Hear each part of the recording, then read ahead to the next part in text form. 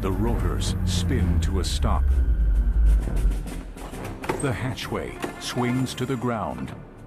And the man with the most powerful job on Earth steps into view. Nobody else gets to do this. Nobody else in the entire world gets to transport heads of state like we do.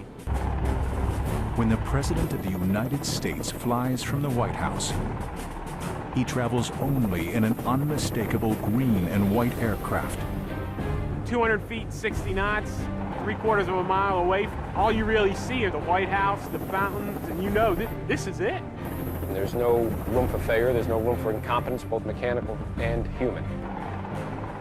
Journey behind the scenes into a top-secret world few have ever seen. Fly on board Marine One.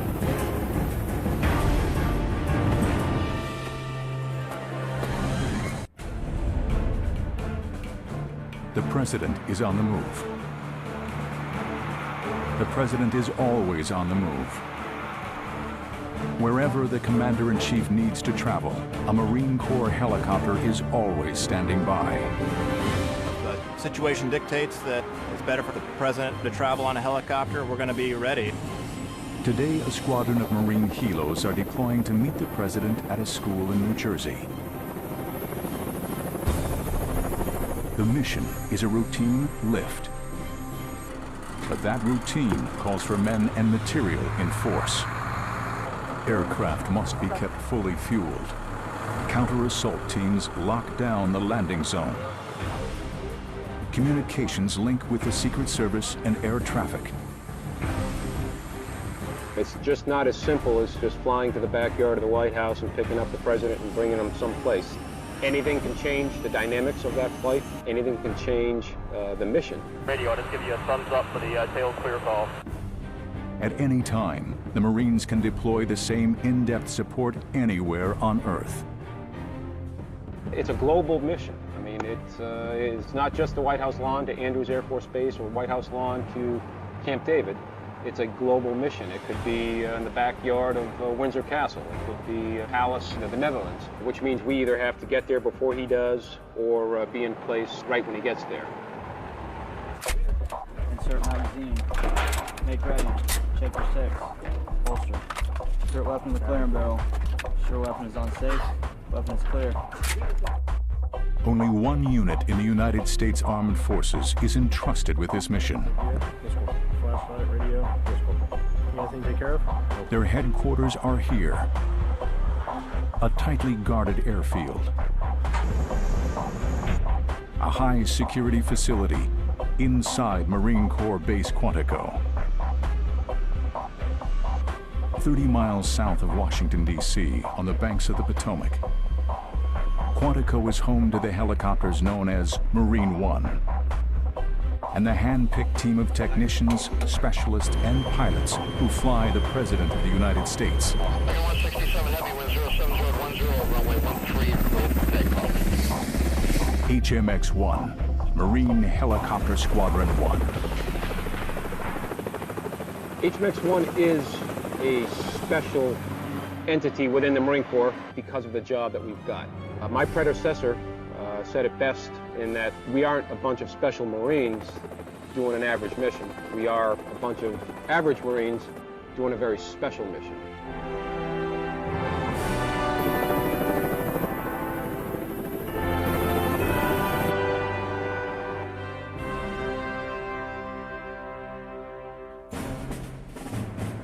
No one at HMX-1 understands the duties and demands of that special mission better than Marine One's primary pilot, Colonel Raymond F. LaRue. His call sign, Frenchie. Even the President calls him the Frenchman.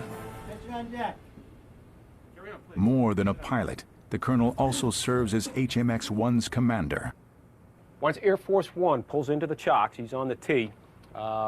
With over 700 men and women at his command, Colonel LaRue runs the largest aviation squadron in the Marine Corps and one of the most complex. In 3 and 4, you've got to spin and get to the tail of Air Force One in the most expeditionary fashion and then shut your rotors down. We are Marines. And what does that mean? We grow Marines with an ethos of we can do anything. And keep throwing walls in my way, we're not going to back off that wall. We're going to find a way to go around it.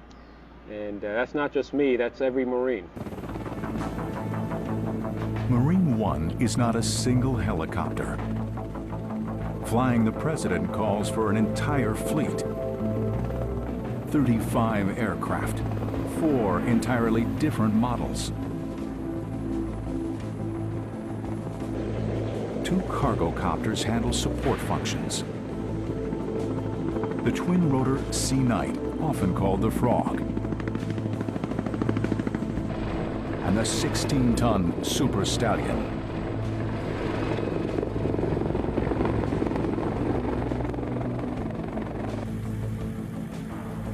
The pride of the squadron lives here, in a high-security hangar known as the Cage. These are the specially outfitted presidential helicopters the Marines call White Tops. The icon of the presidential fleet is the VH-3D, the Sikorsky Sea King, a helicopter that first entered service over 40 years ago. The VH-3D is kind of the nostalgic presidential helicopter. That's the one that most people associate with the South Lawn or trips to the major cities with the president coming off, walking down the stairs. With 2 turboshaft engines, these birds cruise at up to 150 miles an hour. The Sea Kings of HMX boast an outstanding flight record. Never once has Marine One suffered a mishap. These are the most maintained helicopters in the entire world, by far. You will not see a better maintained helicopter anywhere. They fly like a dream. They're very smooth. They're quiet inside. So quiet, in fact, that the president can carry on a conversation in a normal tone of voice, which is very unusual for a helicopter, for it to be that quiet in the back. When the VH-3 flies an executive lift, the crew numbers just 3 Marines: pilot, co-pilot, and crew chief.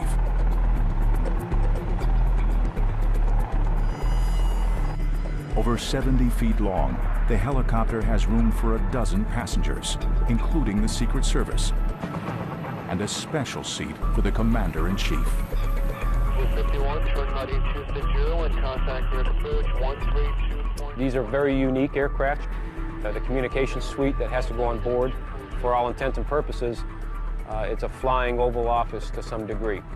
Search number 320 is 9.78 thousand. You also have to imagine that if you are flying the President of the United States around in an aircraft as low flying as, say, a helicopter, that there's other entities that have to go into flying that platform. Those entities include sophisticated defenses to protect the President. DoD restrictions keep Marine One's features top secret. However, similar combat aircraft carry sensors to detect laser and radar tracking, electronic shielding, and onboard anti-missile systems. I'm not going to really specifically discuss any of the aviation or aircraft survival equipment on board, but in the event that there is a problem that maybe we require support with, there are aircraft and assets on standby. Okay, any questions on the sequence events in the lift? 70 of the finest battle-tested aviators in the Corps are assigned to HMX. 1 flight is clear, 13 right register. After 3 years of rigorous training, 4 pilots will be tapped to serve 1 year at the controls of Marine One. And I picked those pilots based on their capacity to make decisions, their capacity to handle situations when things aren't going as smoothly as they could. But it's certainly a complex decision. It's not one that's made easy, and it's one that I look very, very carefully at. Flying Marine One may be the goal for these pilots, but for every Marine at HMX, the mission goes beyond supporting the President. It begins with the toughest test in military aviation. Flying warriors into the heat of battle.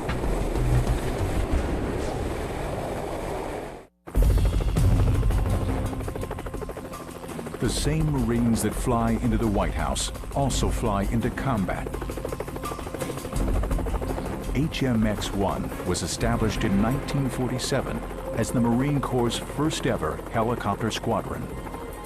The unit was commissioned to develop battlefield tactics for rotary winged aircraft, helicopters.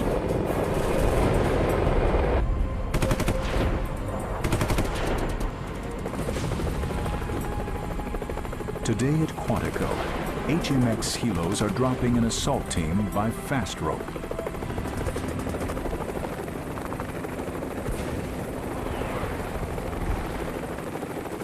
The mission is a training sortie.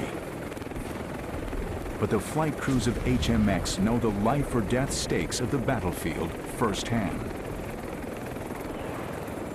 I would say almost 100% of the mechanics and the pilots that we're getting out of the fleet right now are combat vets.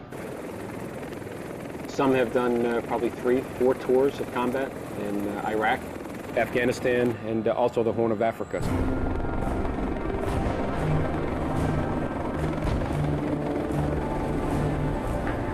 After coming to Quantico, helicopter crews maintain their edge by flying tactical support for Marines in training.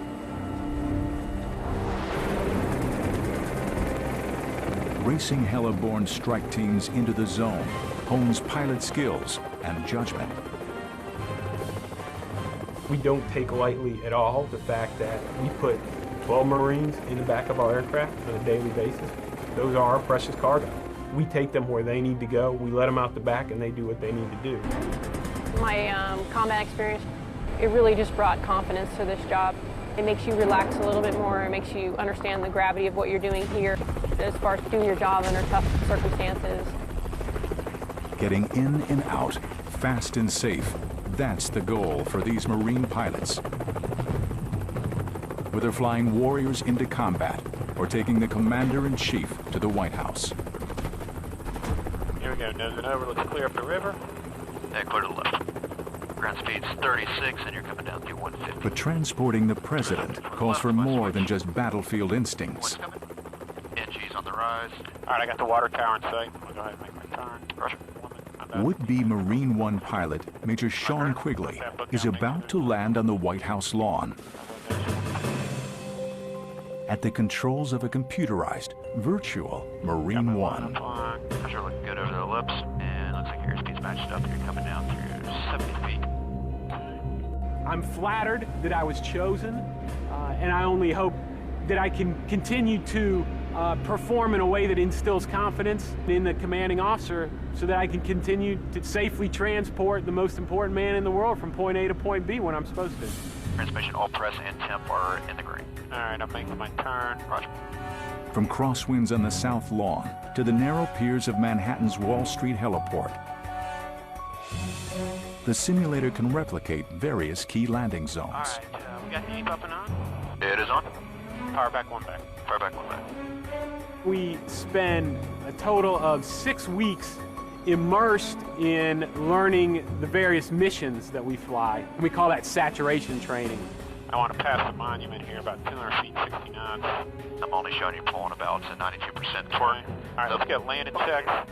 After 3 years of rigorous training, Quigley is on the brink of qualifying to fly the President. Ground speed's 13 knots.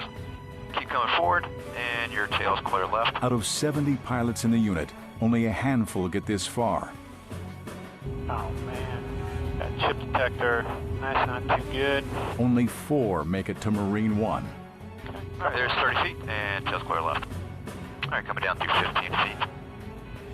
Working on your tail. There's your tail, mains. Lineup looks good. Keep coming forward. Down 5, 3, 2, 1, and brakes, brakes, brakes. Got him. Touchdown. Okay. Handle set, parking brake is set. Time for Quigley to learn if he's passed his latest exam. Okay, that was real good. I like the crew coordination on that thing. Thumbs up. I think remember 2 is in an ATOS. Next test for the prospective Marine One pilot, landing on the actual South Lawn. But either case, it's your call as the aircraft commander. Good job. Okay, all right, thank you.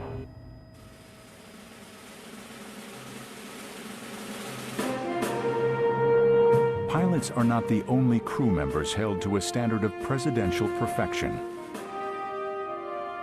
You want to fly the president, you're not going to look unprofessional. You're going to open the door in a professional manner, you're going to make your turns in a professional manner. It's got to be dead on.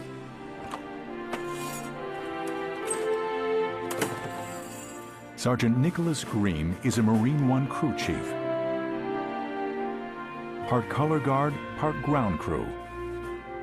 The crew chief handles the hatches, safety, and ceremony on every presidential lift. It's a large weight on your shoulders. You definitely have a lot to stand up for when you're in front of that helicopter.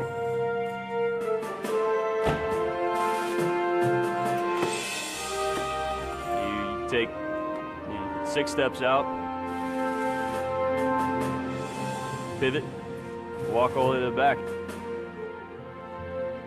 Make it look good.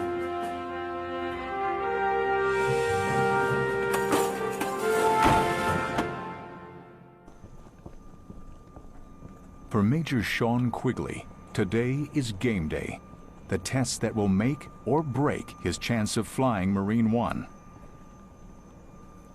Landing on the White House lawn at the controls of a presidential white top. Like 45 heavy close full at the Foxtrot taxi right, Bravo to the ramp and mile to ground point down, okay?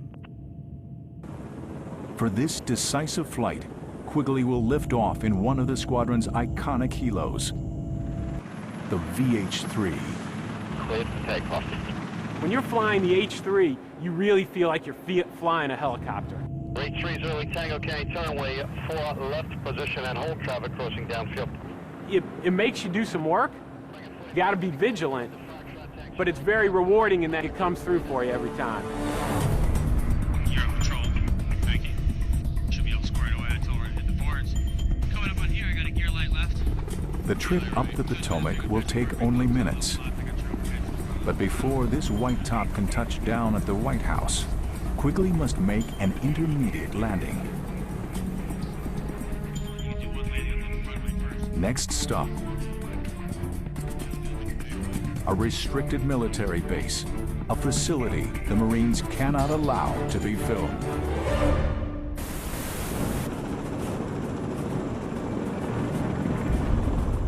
You're on patrol. Thank you. Should be all squared away. Presidential pilot in training, Major Sean Quigley has lifted off from a restricted airfield in Washington, D.C. Next stop, the White House. Quigley is about to face the ultimate Marine One trial. To become one of just 5 pilots approved to fly the president, he must nail the perfect touchdown at the White House. Not once, but 10 times. All right, so I'm gonna set up from over here. Yeah, even though. Yeah. Major Scott Volkert, veteran Marine One pilot, will monitor his every action. What Volkert reports will make or break Quigley's chances. Not every person that starts the Marine One syllabus will make it all the way through to become a Marine One pilot. There's 50, and you're clear left. That's coming. Okay. Again, that's how you want to do it. You can just keep that line right between you. Quigley must navigate an invisible maze through tightly restricted airspace. Okay, there's 200 feet. Okay, so I'm a little high and a little fast.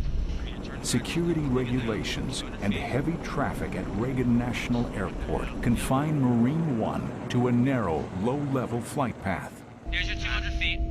There's your 60 knots. I wouldn't go too far over there. You're probably pretty good here. Flying around Washington, D.C. below 200 feet, it's an almost indescribable experience until you've done it.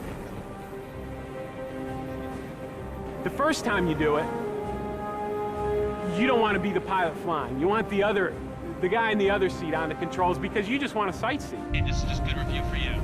Okay. The Washington Monument. The last landmark. Over 500 feet tall, it towers above the helo. Okay, nice and easy. The ground's coming up, so it'll help you out. Volkert watches closely as Quigley turns into the final approach. There we go. Yep, you're good. You're coming down.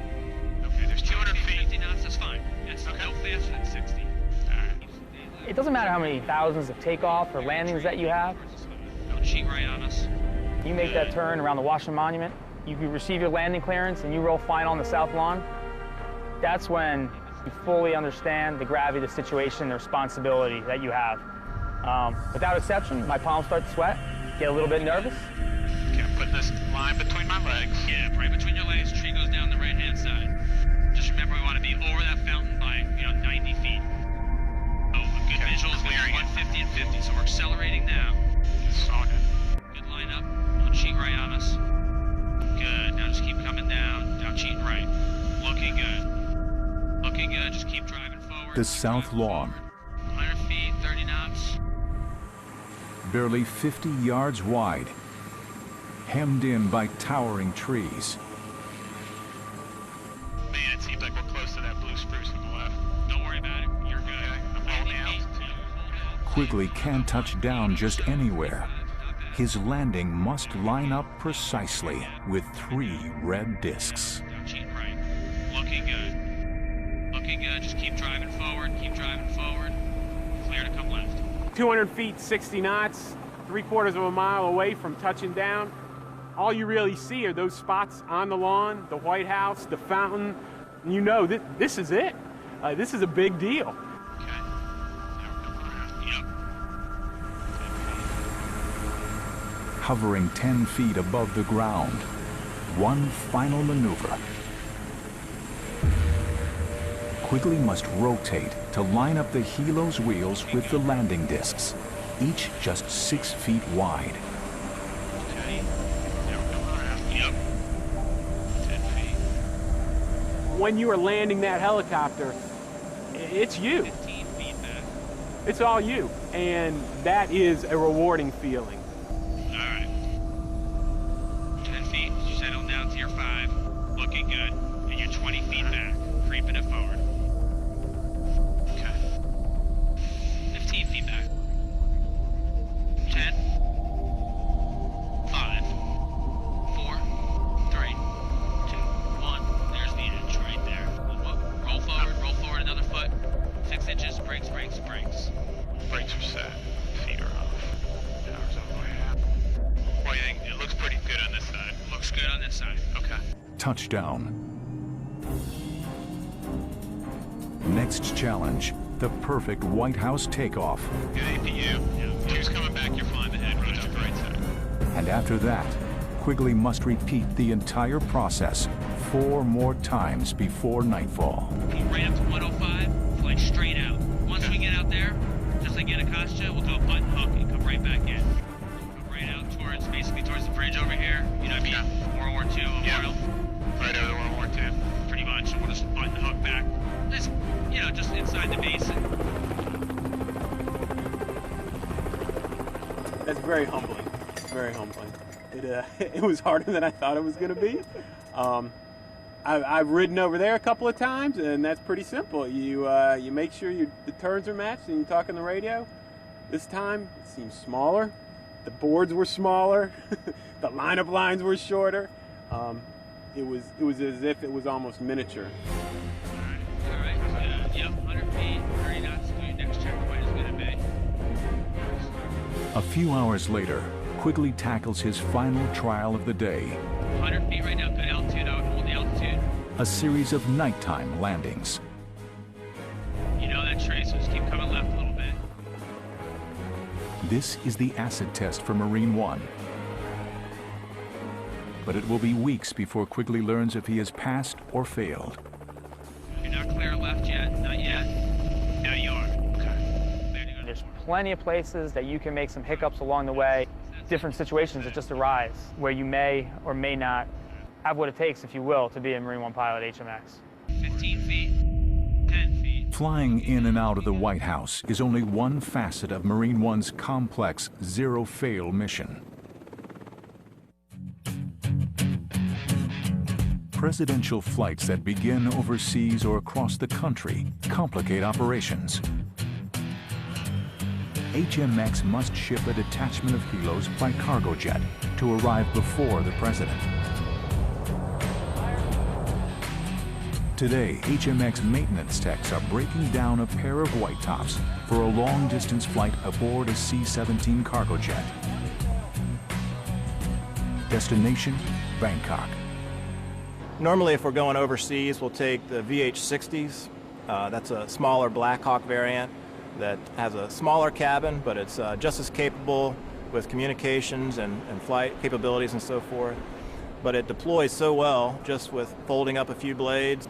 We can roll that thing right into the back of an Air Force C-17 with all of our gear and personnel, completely self-contained in one aircraft, and fly to anywhere in the world and be there and build up and be up and flying in just a matter of hours. The United States is the only country on the planet that supports its commander-in-chief globally and does that with its own assets. There is no other foreign country, even when they come to this country, that bring their own assets to fly their commander-in-chief.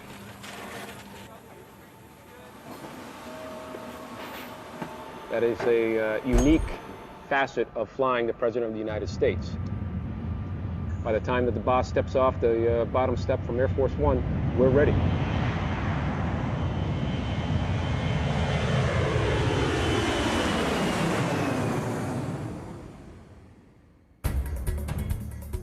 Next destination for the President and HMX-1, New York City. The President is coming to town for the United Nations General Assembly. Air Force One will get him to Kennedy Airport in Queens. Marine One will take him to Manhattan. He'll land on this narrow strip of concrete jutting into the East River, the Wall Street Heliport.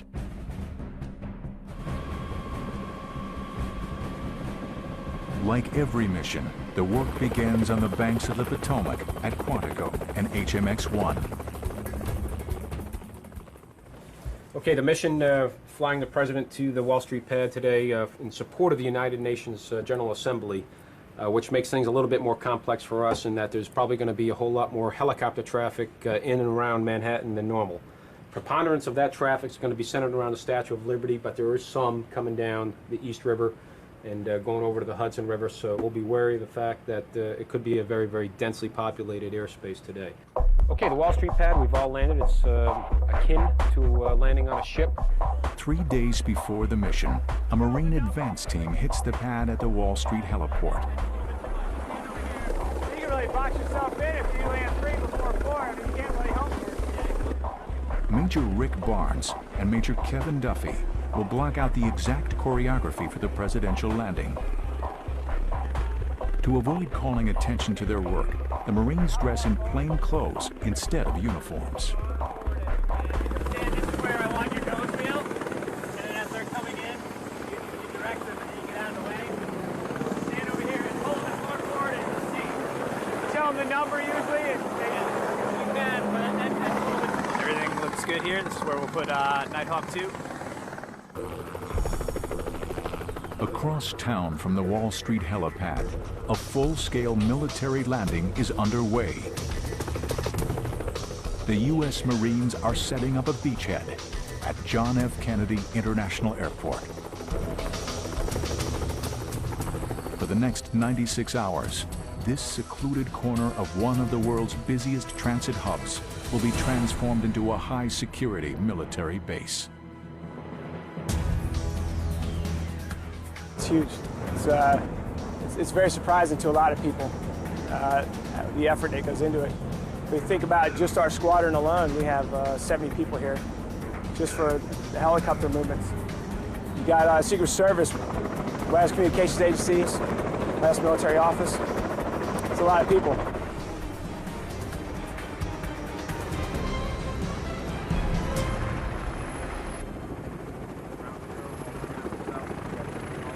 Colonel Raymond LaRue gathers his troops in the hangar at JFK for one last briefing.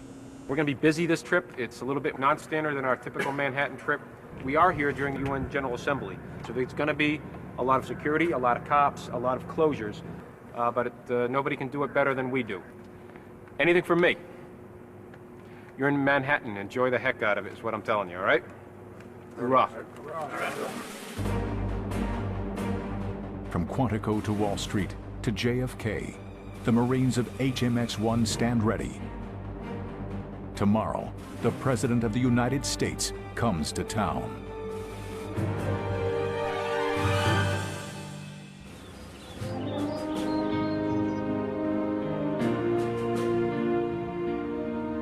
The south lawn of the White House, the president's backyard. A place for receptions and ceremonies where children roll Easter eggs each spring. But today, White House groundskeepers are rolling out a landing strip.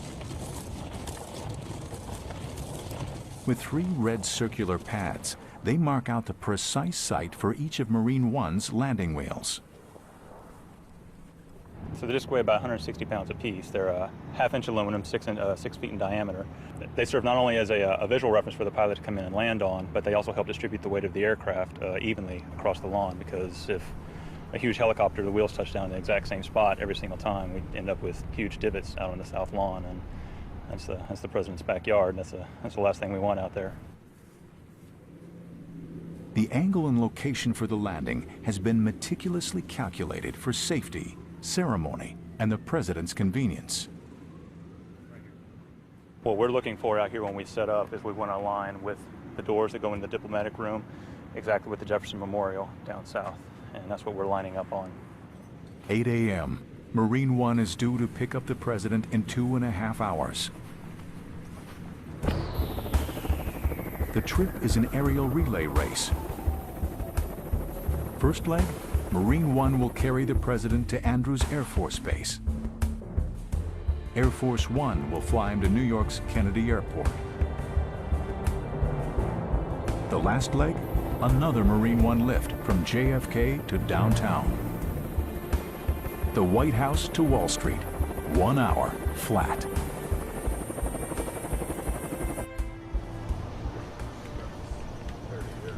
Yeah, that's true. 20 minutes before takeoff, guests and the press corps are ushered into viewing areas around the south lawn. Every time we land on the south lawn, there's hundreds of people out there that are seeing the president off or there to greet him.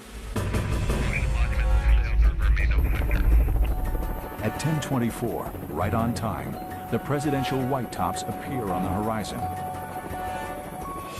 One helo heads straight for the landing pads.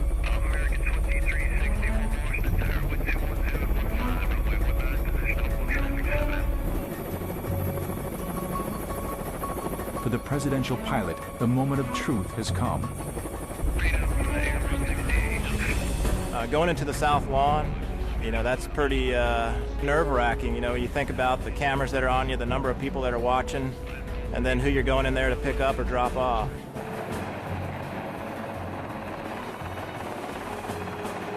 First time I landed on the south lawn, it was overwhelming. I couldn't believe I was doing it.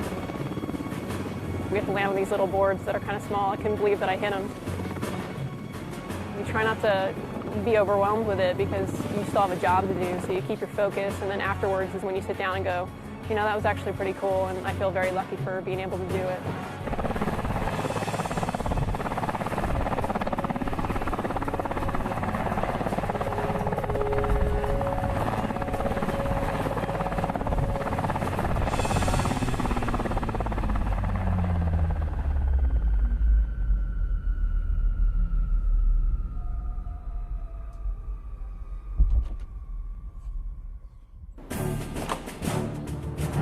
The crew chief drops the stairs, and the ritual march of presidential boarding begins. You open the door, you step out, you don't know what's going to be there at your pivot point. You walk out 3 or 4 steps, make a turn, there might be a hole there. There's actually a hole on the south lawn that we all try to avoid.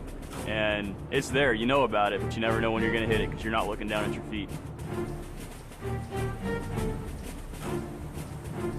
Marine One is not a single specific aircraft, but an exclusive presidential call sign.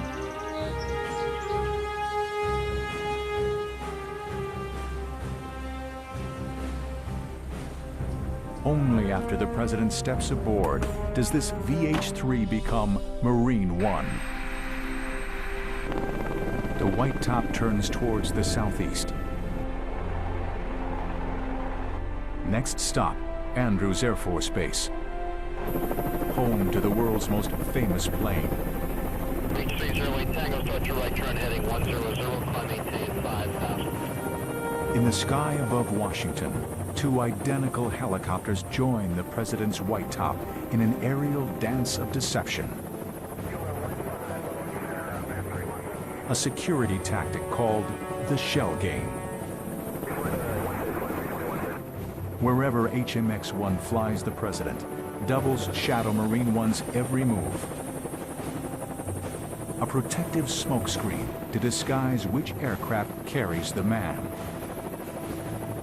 Only the Marines know which of these green and white lookalikes transports the commander-in-chief.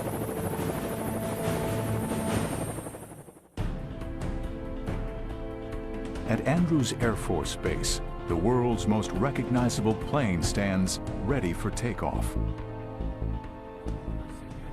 On board, her crew is poised and waiting for one special passenger. Attention on board the aircraft, the president is 5 minutes out. 3 white tops appear on the horizon. Only one carries the boss. In the shell game, only one is Marine One.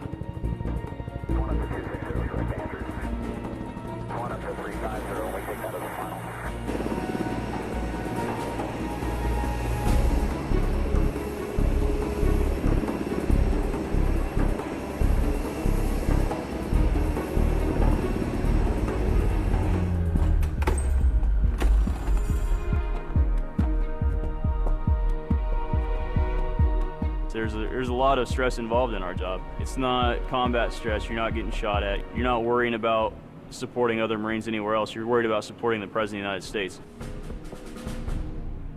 That's a big load to carry.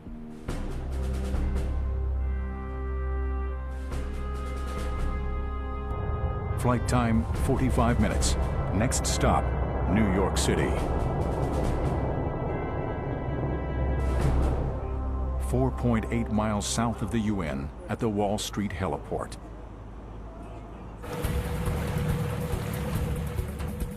Access to the pad is strictly controlled. Patrol boats sweep the harbor. Bomb-sniffing dogs and explosive experts check every vehicle. Secret Service counter-assault teams take position. The weather, mild. Wind out of the northeast. T-minus 22 minutes. At JFK, the helos of HMX-1 stand by, poised for liftoff. Marine One pilots and co-pilots take the field. Colonel LaRue will fly the president. You walk into work every day with a smile on your face, not only because of the mission, because the mission's pretty cool, but as an old guy like myself that still gets to fly daily and strap on 3 or 4 different aircraft, it's absolutely exhilarating. Any helicopter pilot will tell you that it's probably the best thing you can do with 2 hands. Air Force One begins final approach. Cleveland Air Force One, flight level 330. The pieces of the puzzle come together seamlessly. 11336. Air Force One passing 8.5 for 12000, heading 360. Air Force One on the center. I think the gravity of this job really hits home when you're sitting there just chatting, and then all of a sudden the big jet comes at you and the president walks down the stairs. So I think if anything, it makes you really sit up a little bit straighter and take your job a little more seriously. It's when those big engines are coming at you and that stair goes down.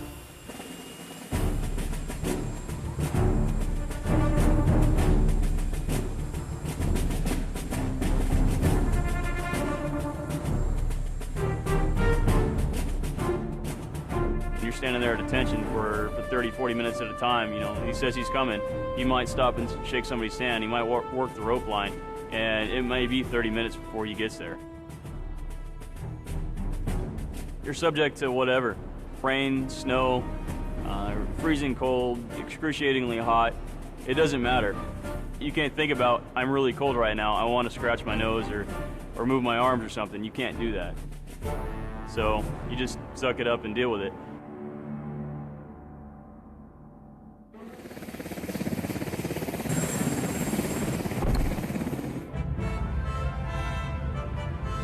The President of the United States is in the hands of Colonel Raymond LaRue. Nighthawk 1 and flight. The lift is underway.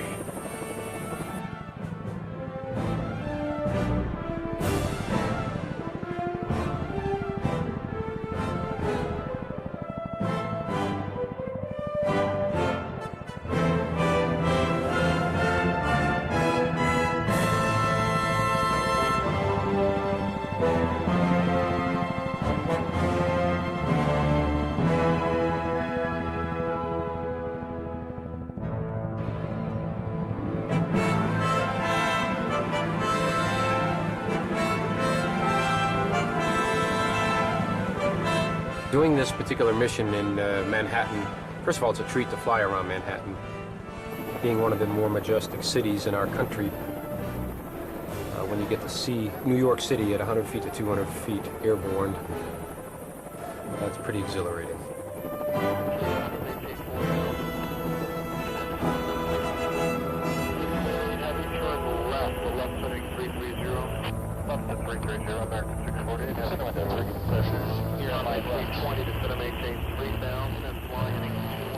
But it's also very challenging in that some of the busiest airspace that this country has that we fly into.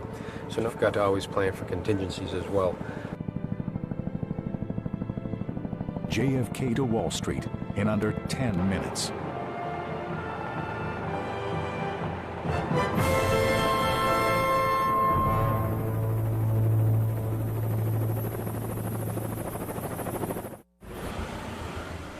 At the Wall Street heliport, the pad is clear. The presidential motorcade waits for the last leg of the trip. The helos of HMX appear on the horizon. Now is the time for Frenchie and his team to earn their stripes. For this presidential mission, not one, but 4 helicopters must squeeze onto the pad. A concrete pier smaller than a football field. 2 troop carriers with press and support staff land first.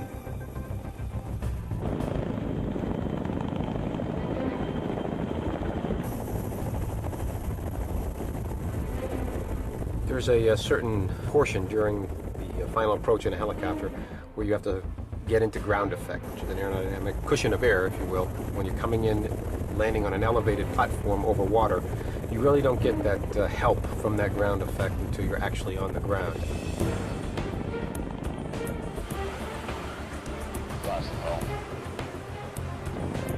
Next to touchdown is a backup presidential white top.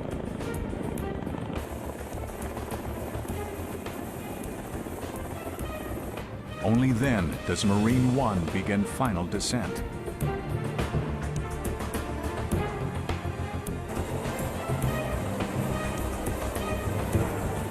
When we get there, Wall Street pad is already clobbered with aircraft. Depending on how the winds are, we've got to get in there. We've got a very small space that we have to land in. But you only get one shot at it. It's a zero-fail mission, and that's why we rehearse everything so that on game day, we make it seamless.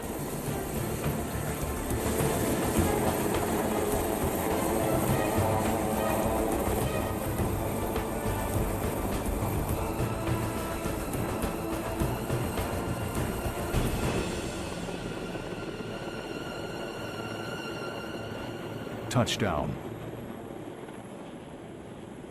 The latest in a 51-year string of perfect landings. Once again, the Marines of HMX have delivered. You'll go out there and you'll have the most important person in the entire United States 2 steps away from you. He salutes you as he walks on, he salutes you as he walks off. That's pretty humbling. He's saluting not only you, he's saluting the pilots that flew him, he's saluting the Marine Corps, he's saluting the United States every single time he walks on and off. And it is pretty amazing. It's a pretty humbling experience. Now, the Secret Service takes over. The president boards his limo for a high-speed run uptown. Transit time from the White House to the UN, less than 90 minutes. Moments later, the helos take off and head for JFK to prepare for the next lift. They're due back on Wall Street in just 43 hours. 1,000 miles away, an HMX team is on the ground in Florida, locking down the next mission. In Quantico, the squadron is wrapping up for trips to Alabama and Kansas. Even if there's not a scheduled lift plan, we'll take a helicopter wherever he goes. We're always there whether we're used or not. And yes, the president does always, if he rides on a helicopter, he rides on Marine One, a helicopter from this squadron. This is the job of Marine One. A military mission that never ends. Wherever he needs to go and whenever he needs to go, we'll be there. It's a great honor. It's an awesome experience, and it's something I'm very proud to be able to do, and it's something that I would never have the opportunity to do anywhere else other than here.